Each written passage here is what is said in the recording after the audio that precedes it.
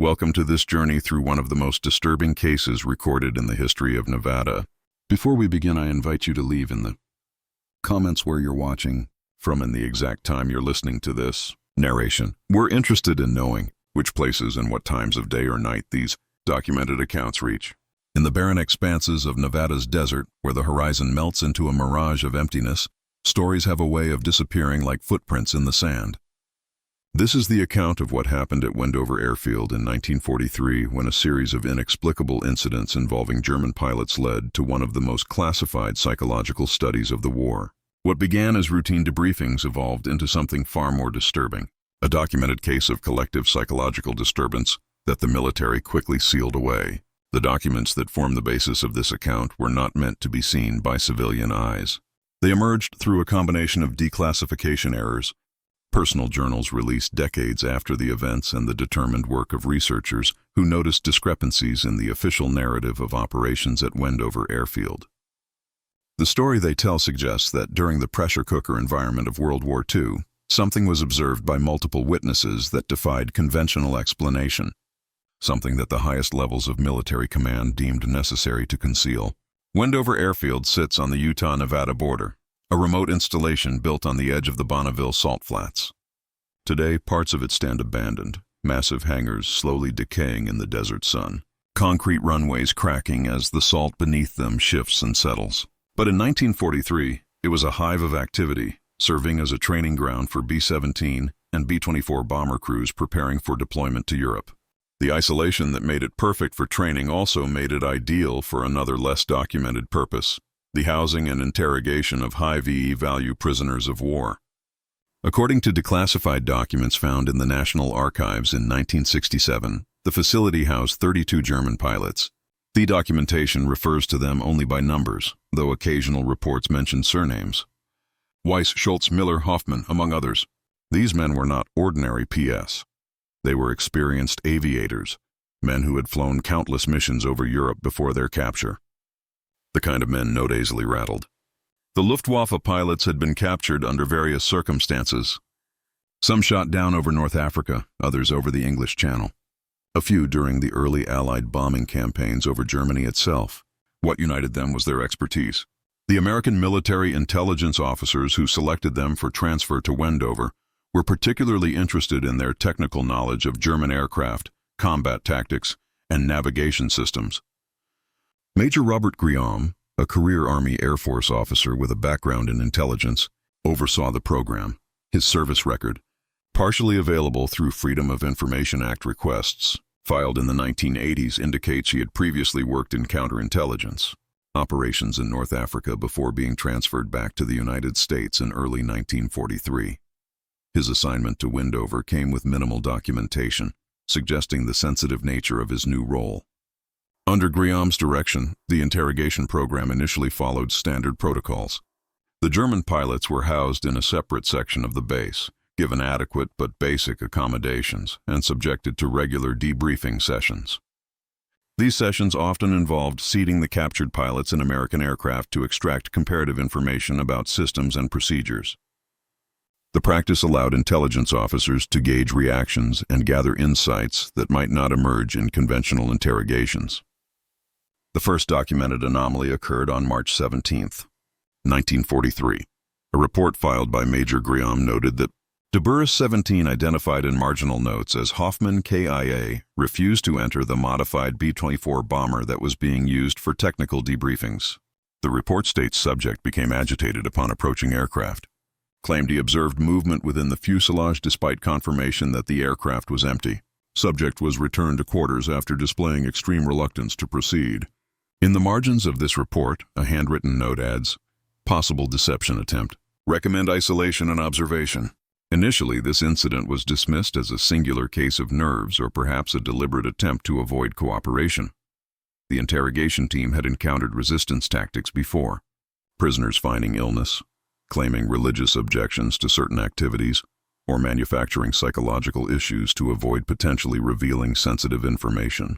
P-37 was placed in isolation for 48 hours, a standard procedure for prisoners who displayed uncooperative behavior. However, 3 days later, Per-8 Weiss exhibited similar behavior during an entirely separate debriefing session. According to the transcript, when approached with the same aircraft, he stopped approximately 20 ft from the plane and refused to proceed further. The transcript records the following exchange. Interrogator, you are required to complete the technical assessment inside the aircraft. Parrot, there is someone in there. I can see them moving behind the windows.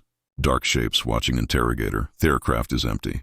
It has been inspected before this session. P-Oprah, I will not go inside. There is someone there. When Army Air Force personnel searched the aircraft, they found nothing. The interior was empty with no evidence of intrusion or sabotage. Nevertheless, by the end of March, 7 of the German pilots had reported seeing what they described as shadow figures or silhouettes moving within various aircraft on the base. All the sightings followed a similar pattern.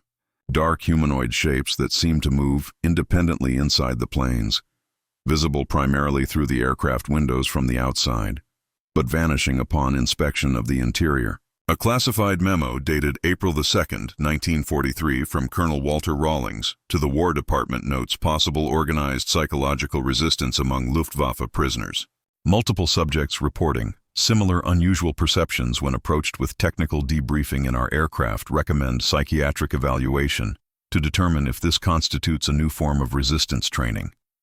The memo continues, if this represents a coordinated deception strategy, it indicates a level of psychological preparation among Luftwaffe personnel not previously encountered. Alternative.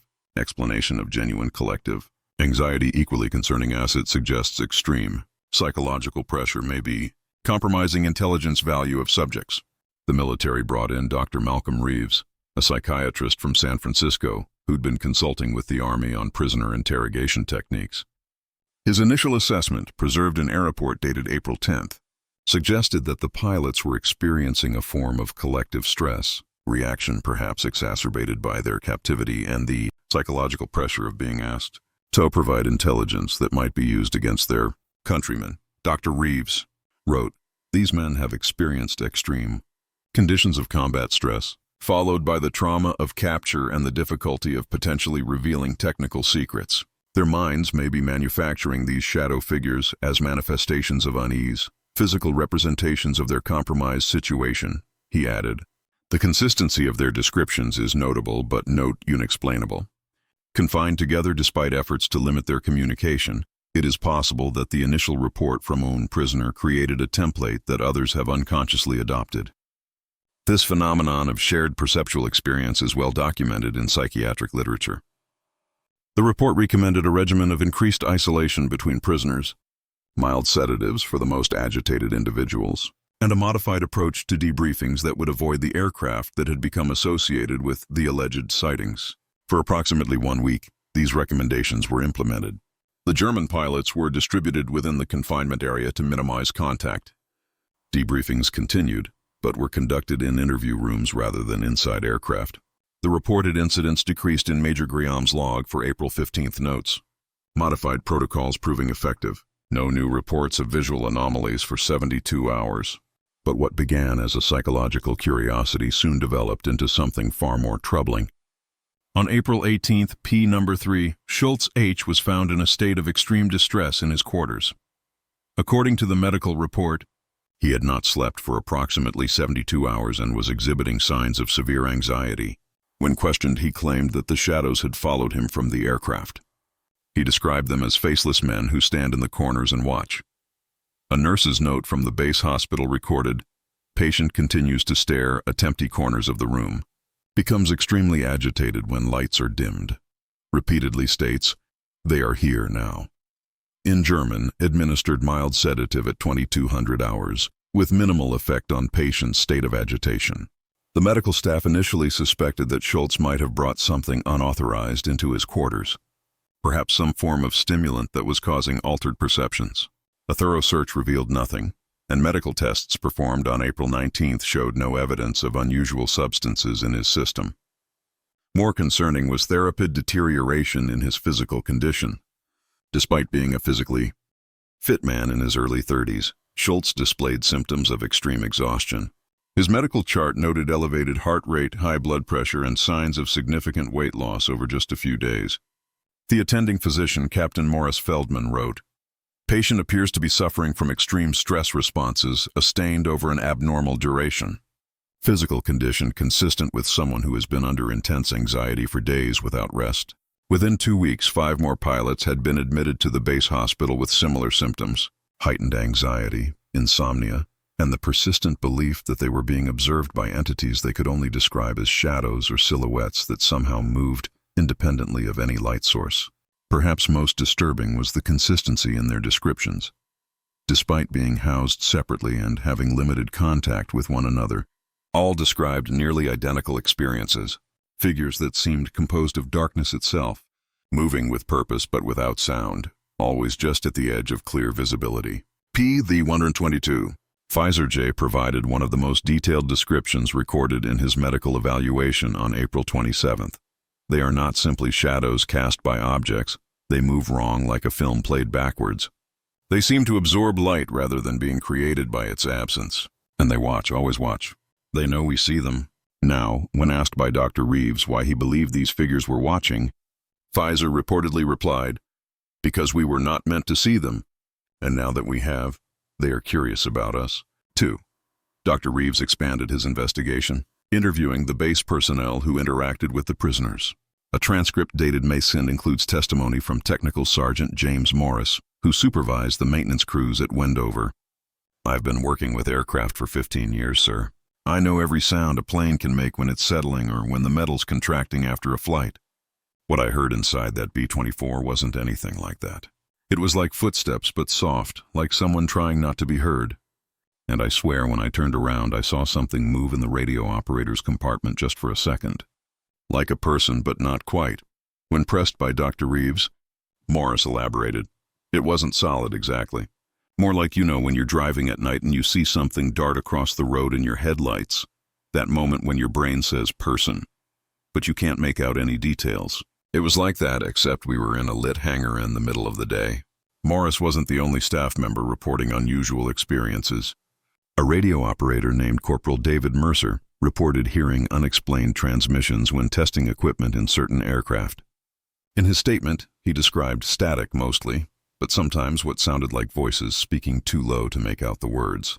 "At first, I thought it was bleed over from other frequencies, but it happened even when no other radios were operating on base and only in specific planes, Theonies the Germans had been refusing to enter.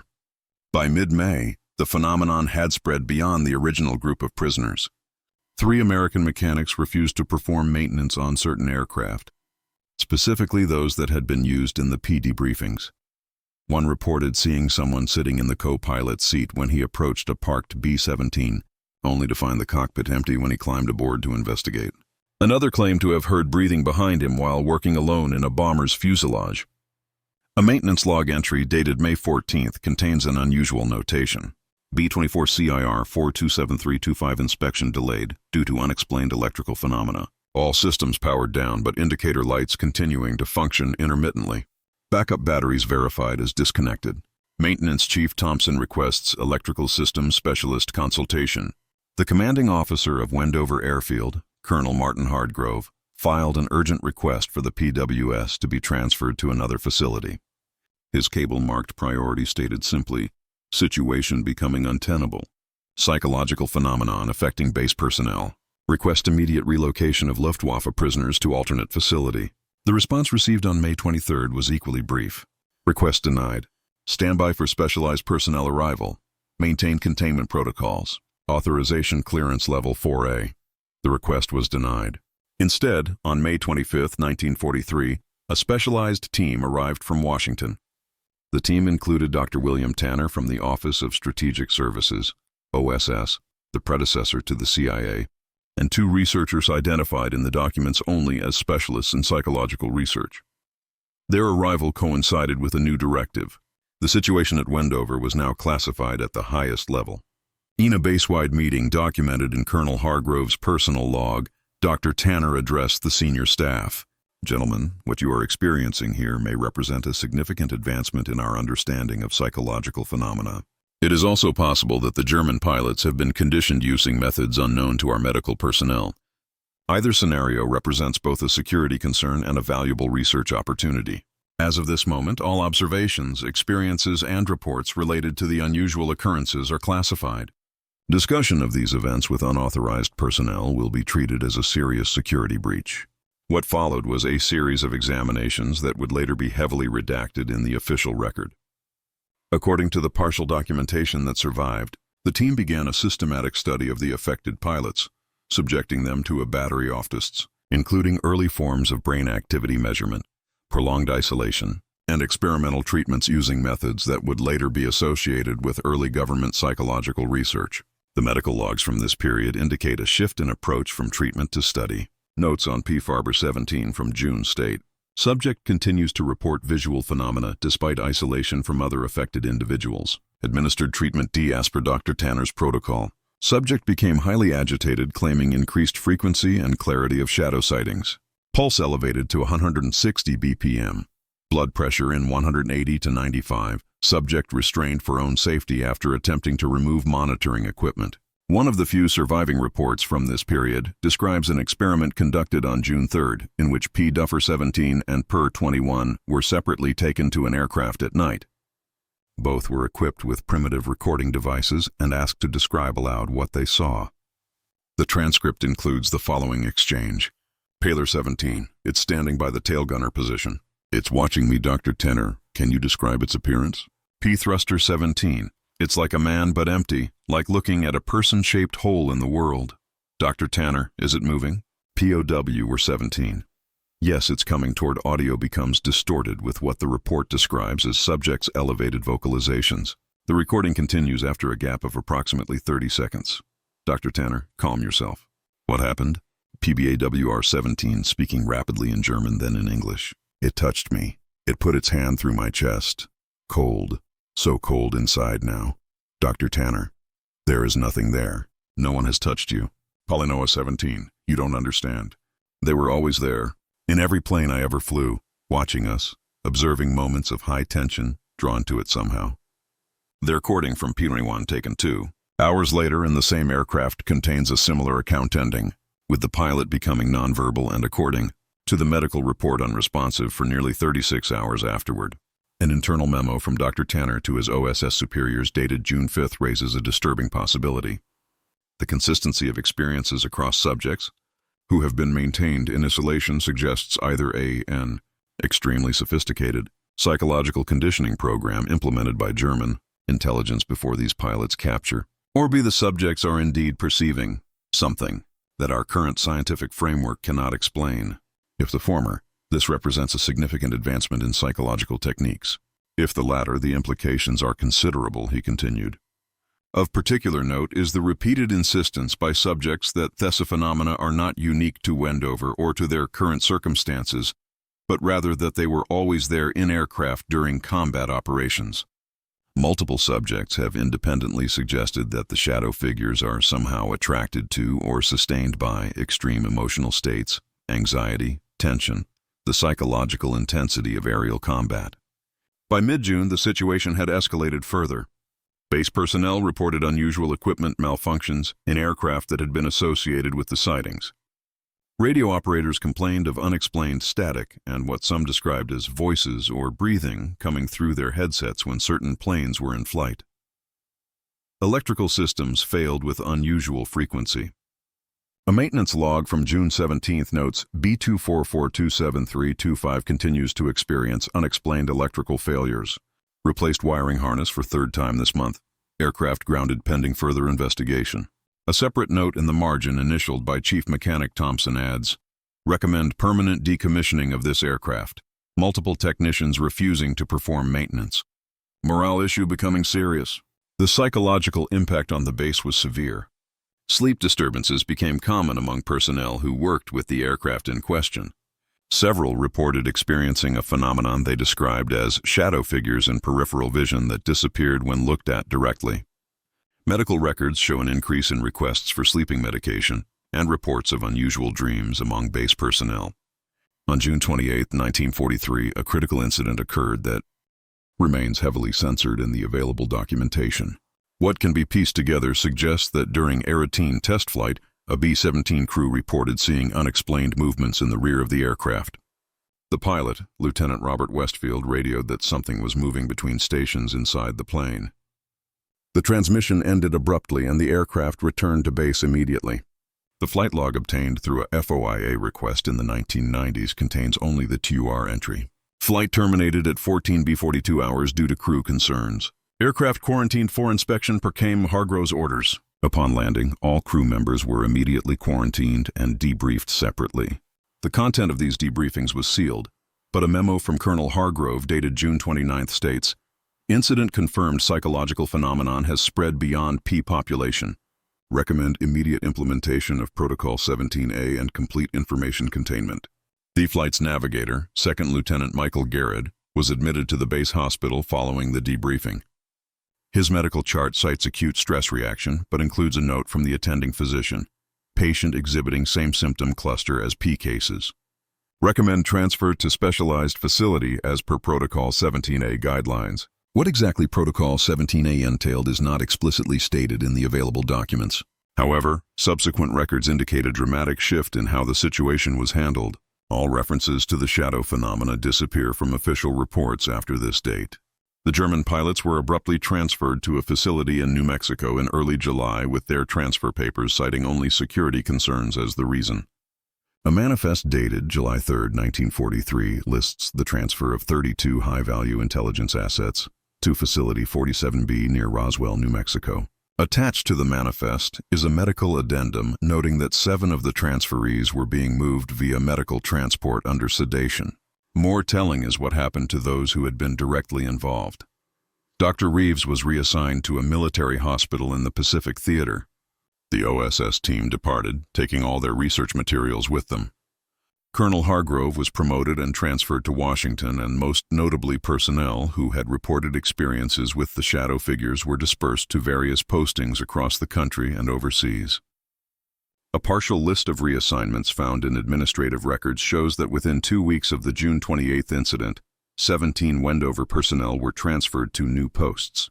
The list includes Technical Sergeant Morris, Corporal Mercer, Lieutenant Westfield, and the entire crew of the B-7 involved in the June 28 incident. Their transfer orders contained a uniform notation subject to special debriefing protocol upon arrival at new duty station.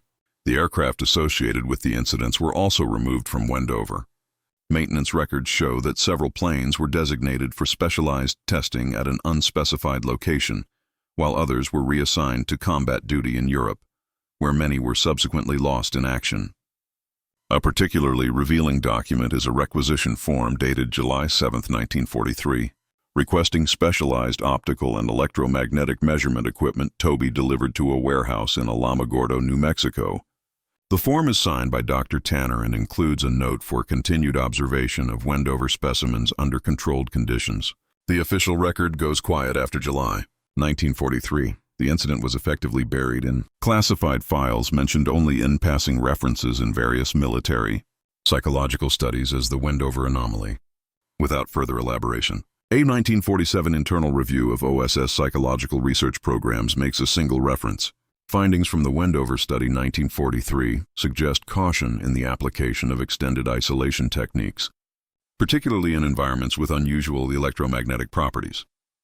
See classified Appendix C for complete analysis. The referenced appendix has never been declassified. The story might have remained completely hidden if not for Dr. Malcolm Reeves. In 1967, suffering from terminal cancer and perhaps troubled by his role in the events, Dr. Reeves arranged for a sealed account of his experiences at Wendover to be delivered to the Harvard University archives upon his death with instructions that it remain sealed for 30 years. When the document was finally opened in 1968, it provided the first substantial first-hand account of what had occurred. Reeves wrote, "What we witnessed at Wendover defied conventional explanation." While the official position maintained that we were observing a form of mass psychological phenomenon, those of us who spent time with the affected men and who later experienced similar phenomena ourselves came to believe that something more was occurring. The consistency of the experiences across individuals who had no means of coordinating their stories, the physical effects on aircraft systems, and the fact that the phenomena appeared to spread to those who merely investigated it all, suggested something beyond simple psychological disturbance.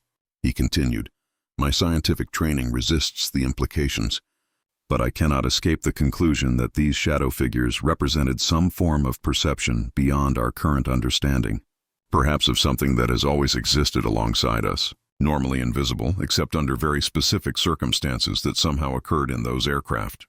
The war created unique conditions, men pushed to psychological extremes, aircraft constructed for strategic purposes, the concentrated tension and stress of combat pilots. Perhaps these elements combine to briefly thin whatever separates our perception from other aspects of reality. Particularly noteworthy is Reeves's description of his own experiences. I began to see them myself in early June, though I told no one at the time. Always at the edge of vision, always when I was inside one of the aircraft that had been associated with the reports, I convinced myself it was suggestion, the power of expectation. But then came the night of June 12th when I was reviewing notes alone in Hangar 3 beside the B-24 that had generated the most reports. I distinctly heard footsteps on the metal flooring inside the aircraft. Thinking a maintenance worker had entered without my noticing, I called out. No response. When I entered the aircraft to investigate, I found it empty. But the air inside was unnaturally cold in the Nevada desert in June. As I turned to leave, I saw it clearly, a figure composed of what I can only describe as deeper darkness standing in the doorway. It was roughly human in shape, but somehow wrong in its proportions. It had no features I could discern, but I felt with absolute certainty that it was observing me. I experienced an overwhelming sense of unease, a primal fear unlike anything I had ever known. I passed through unconsciousness briefly, though whether I fainted from fear or whether something else occurred, I cannot say. When I regained awareness, I was lying on the hangar floor beside the aircraft. The figure was gone, but the sense of being watched remained for days afterward. Reeves' account prompted a brief investigation by several academics interested in psychology and unusual perceptual phenomena. Their inquiries to the military were met with denials that any unusual events had occurred at Wendover. Most of those who had been stationed at the base during the relevant period were either deceased, unreachable, or refused to discuss their experiences. One exception was former Technical Sergeant James Morris, located by researchers in 1968 living in Oregon. In a recorded interview, he confirmed seeing unusual phenomena in the aircraft, but refused to elaborate, stating only, "Some things you see stay with you. They change how you understand what's possible. I don't talk about Wendover. Not to my wife, not to anyone, and if you were smart, you'd stop asking questions about it too."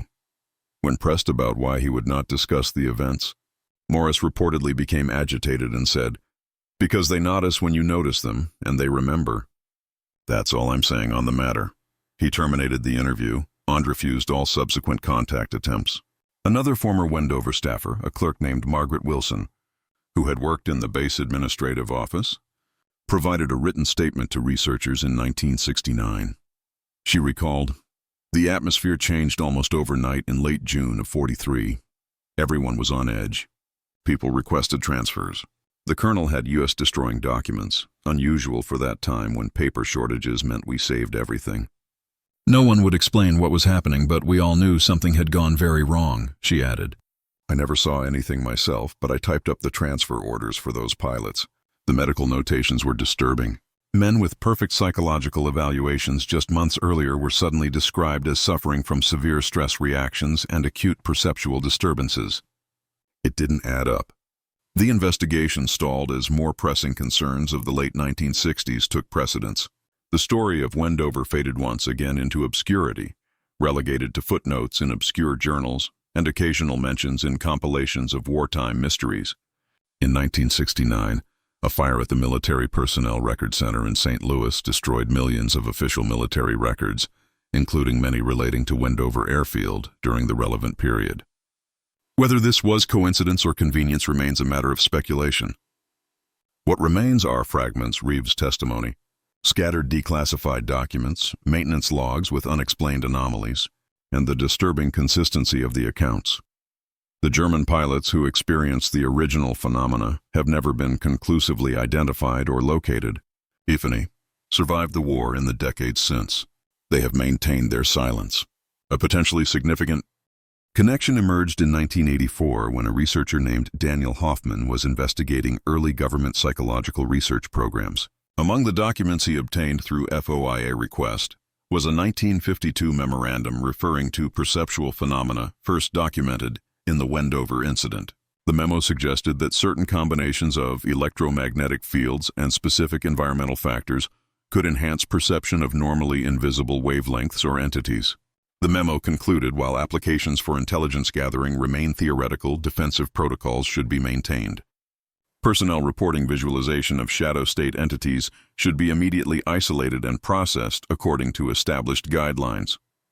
The established guidelines were not included in the released documents, and subsequent requests for clarification were denied on national security grounds.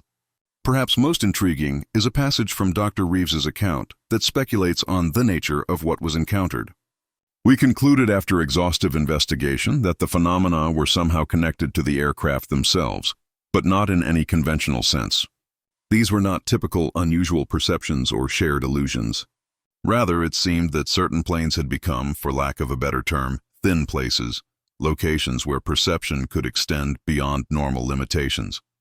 The pilots, already psychologically attuned to aircraft from their years of combat experience, were simply the first to notice what perhaps had always been there." He added a final troubling observation. "I have often wondered since if these phenomena were unique to Wendover, or if similar experiences have occurred elsewhere, dismissed as stress or imagination.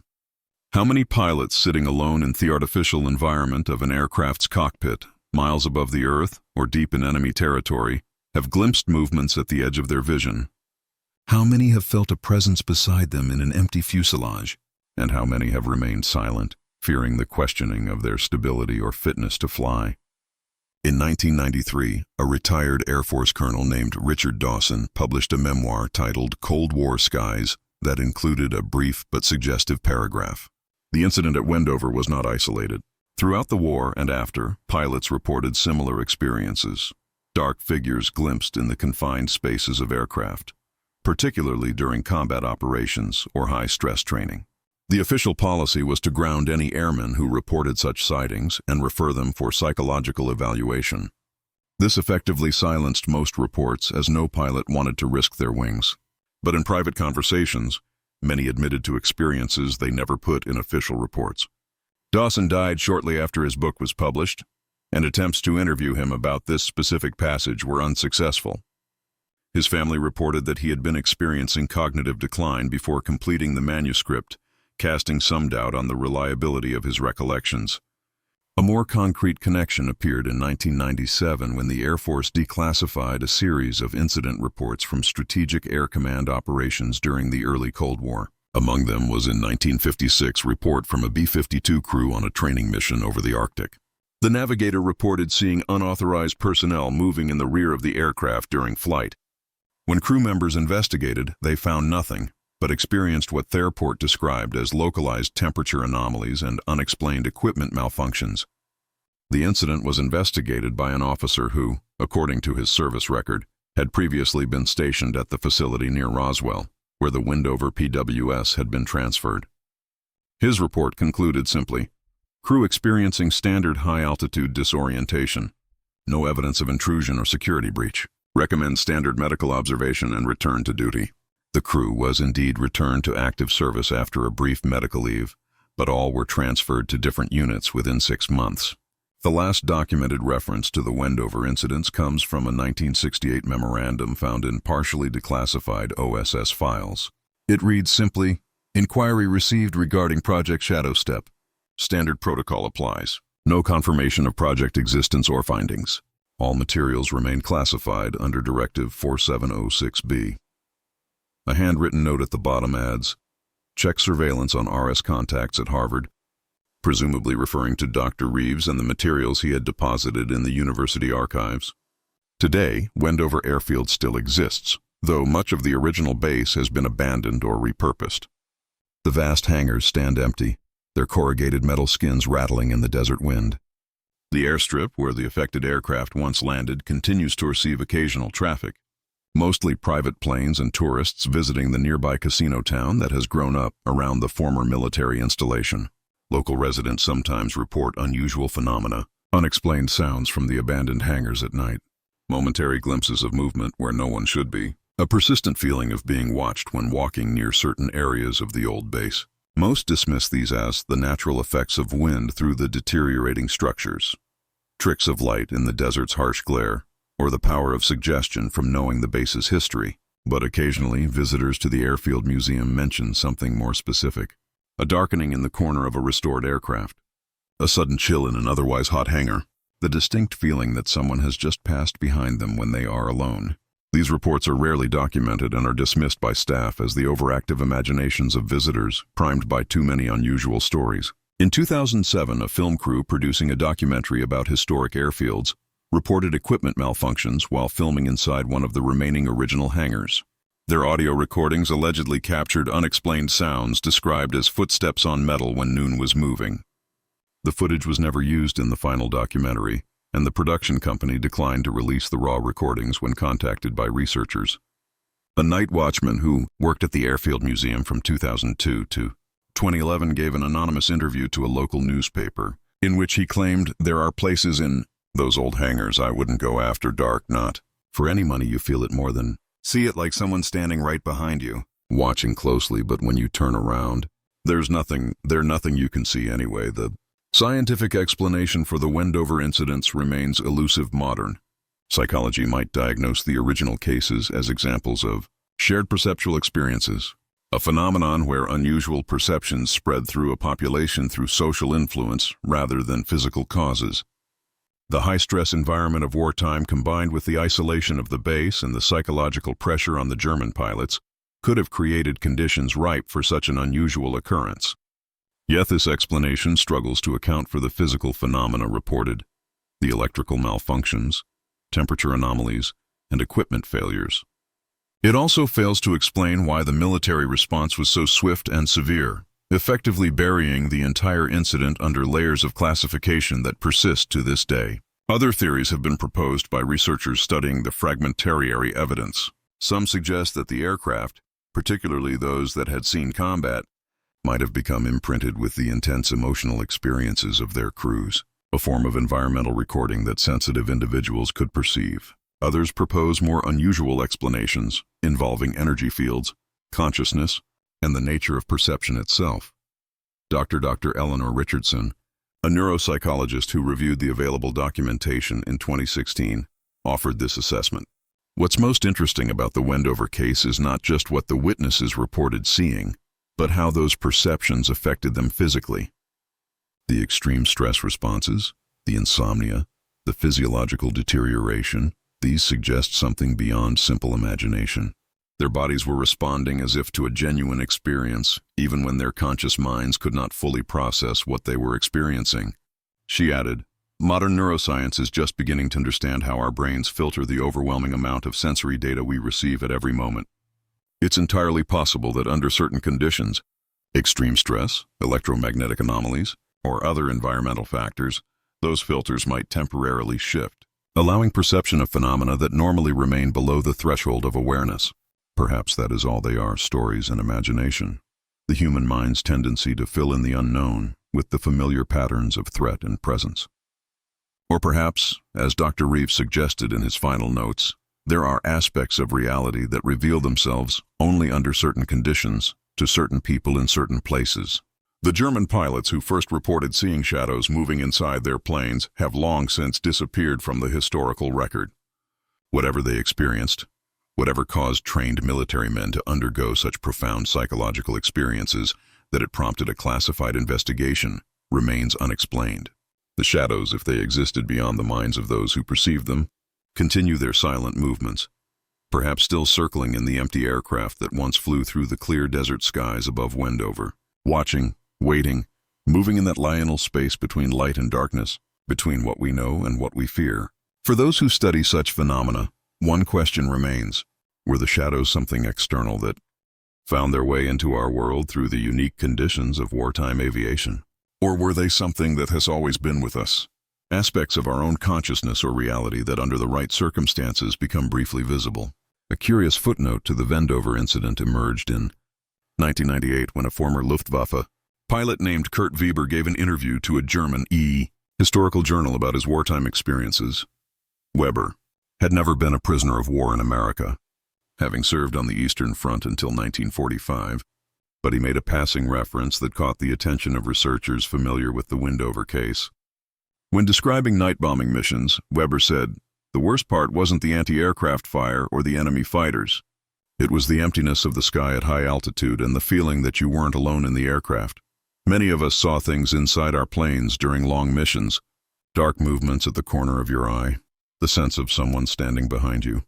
We never spoke of it officially. The commanders would have grounded anyone who reported such things. But among ourselves we called them Die Schattenmänner, the shadow men. We believed they were drawn to moments of tension and anxiety, like predators sensing vulnerability."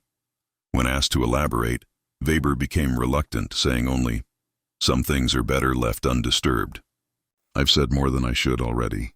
In 2011, an American researcher named Michael Collins was granted access to the personal papers of Dr. William Tanner, the OSS scientist who had led the investigation at Wendover. Among these papers was a journal containing entries from June and July 1943. The relevant pages had been torn out, but impressions of Tanner's writing were visible on subsequent pages. Using digital enhancement techniques, Collins was able to recover fragments of what appeared to be Tanner's private thoughts on the Wendover phenomena. One partially reconstructed passage reads, "By conventional scientific frameworks, if these entities exist independent of human perception, the implications for our understanding of reality are profound. The consistent reports of emotional distress in their presence suggest some form of interaction or observational behavior. Are they drawn to extreme emotional states, or do they somehow catalyze them?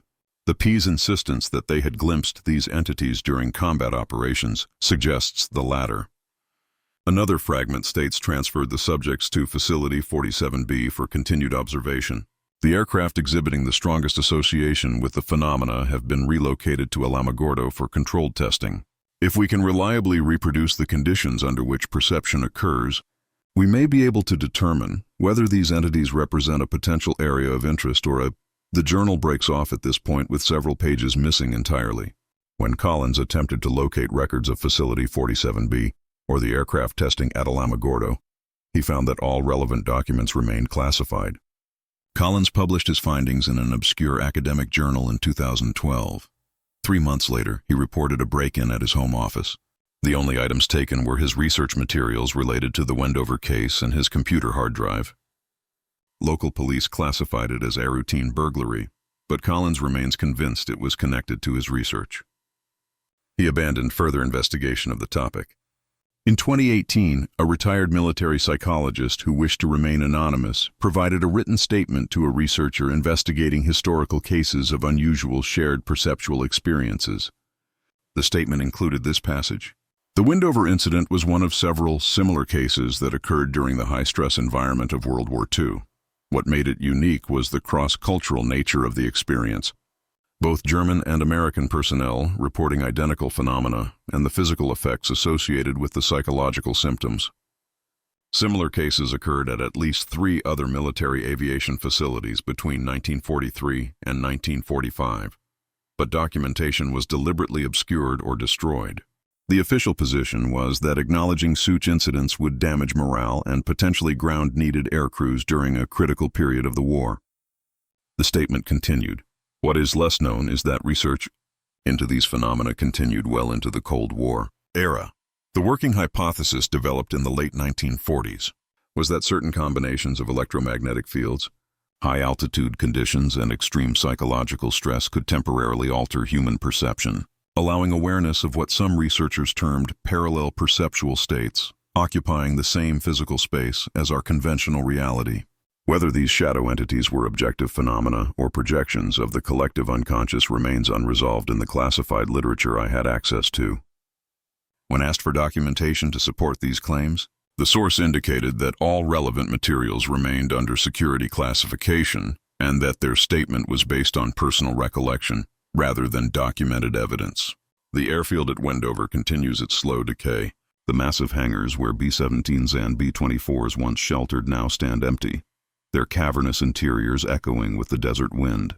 Tours of the historic site focus on its role in training the crews who would eventually drop the first atomic bombs, a significant but less mysterious chapter in its history. Few visitors know about the German pilots who once saw impossible shadows moving within the aircraft, or about the investigation that was buried so thoroughly that even now, decades later, much of it remains classified. Fewer still know about the similar reports that have emerged from other aviation facilities over the years. All was dismissed, all was explained away, always followed by transfers and reassignments for those who speak openly about what they've seen. The desert around Wendover holds its secrets well.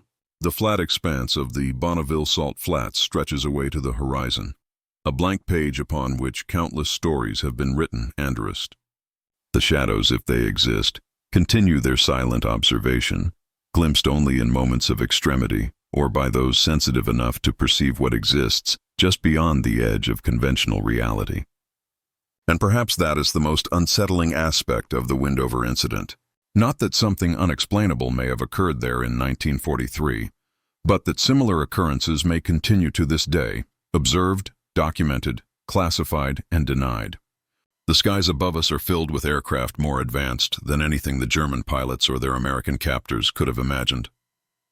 The psychological stresses of modern warfare, though different in nature, are no less intense than those experienced during World War. If the shadows were drawn to the intersection of human anxiety, advanced technology, and the liminal space created by aircraft suspended between earth and sky, then they may still move among us, still watch, still wait in the peripheral vision of pilots and passengers who know better than to report what they glimpse in those transitional moments between light and darkness. As Dr. Reeves wrote in his final reflections, "The most troubling possibility is not that some unknown entity exists alongside us, occasionally perceived in moments of extremity. The most troubling possibility is that it has always been there watching, and that our inability to perceive it is not a limitation of its reality, but of our own." Today, the hangars at Wendover stand empty. But to those who know history, who have pieced together the fragments of documentation and testimony that survived the deliberate obscuring of the record, they are not truly vacant. They are waiting. Like the aircraft that once inhabited them, they've become thin places, points where the conventional barriers of perception might, under the right conditions, momentarily lift. And in that moment of lifted perception, what might we see watching us from the shadows? And having seen it, could we ever truly unsee it again? For the German pilots who first reported the shadow figures in 1943, the answer was a resounding no. Whatever they perceived, whatever reality briefly revealed itself to them in the confined spaces of American bombers, changed them fundamentally. Their subsequent fate remains one of the many unanswered questions surrounding the Wendover incident. The shadows, if they exist, keep their own counsel. They move in the spaces between moments, between thoughts, between the known and the feared. They watch, as they have perhaps always watched, from the darkness that exists, not as the absence of light, but as a presence all its own, and sometimes in the deepest hours of night, in the liminal space between wakefulness and sleep, we might sense them, not with our eyes, but with that more primitive part of our brains that evolved to detect threats lurking just beyond the firelight, the part that still recognizes on some instinctual level when we are not alone. The next time you find yourself in an empty room yet cannot shake the feeling of being observed, remember the German pilots at Wendover. Remember what they saw, what they reported, and how quickly their accounts were buried beneath layers of classification and denial. And perhaps, just perhaps, don't look too closely at the shadows in the corner of your vision. Some things once seen cannot be unseen. Some knowledge once gained